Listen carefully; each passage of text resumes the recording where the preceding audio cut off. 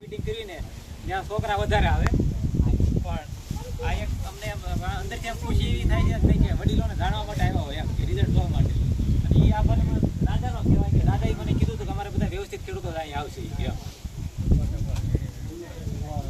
તો અમે આસ્થા ઓર્ગેનિક કિસાન પાવર પર ખાતર આવશે ઓર્ગેનિક અને એનો ડેમો પણ અમે દાદાને કરાવ્યો હતો અને આપણે સૌ ખેડૂત મિત્રોને આપણે લાઈવ ડેમો પણ દેખાડ્યો અને તમે જોયું પણ કેવું રિઝલ્ટ છે એમ.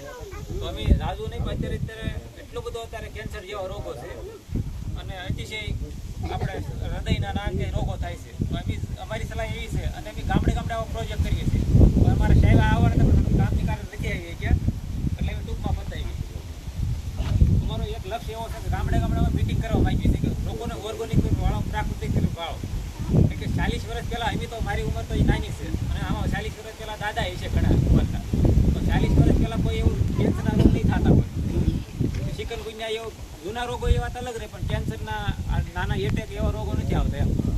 અને અત્યારે તમે જુઓ ગામડે કેન્સર જેવા રોગો તો એનું કારણ શું છે કે યુરિયા રાસાયણિક ખાતર.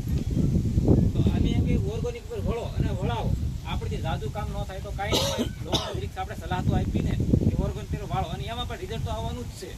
અને આપણે લાઈવ જોઈએ કે હજી કોઈ ગામના જેવું લાગતું હોય કે રિઝલ્ટમાં જો તમે ડેમો પણ આપશો દવા મારી ઓર્ગેનિક દાદા ઓર્ગેનિક દવા પણ આપણે આમાં થતી આમાં દવા પણ એની છટાવી એ ડેમો જ આપ્યો હતો દાદા.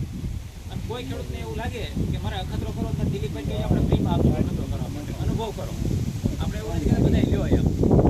પણ એક ઓર્ગેનિક તરફ વળો અને ગામ લોકોને વાળો કે આપણા અંગત હોય આપણે 2-3 મિત્રોને જઈને કહો કે દાદા આ તરફ કરો એમ. અને અત્યારે એટલું બધું રાસાયણિક વધી ગયું છે ઉરિયા કે નાખો ઉરિયા તો લોકોને ઉરિયા સિવાય બીજું દેખાતું જ નથી એમ. અને ઉરિયાથી આપણે એટલી બધી જમીન કડક થાકી જાય છે. ખેડૂતો મોટા ઢેફા નીકળે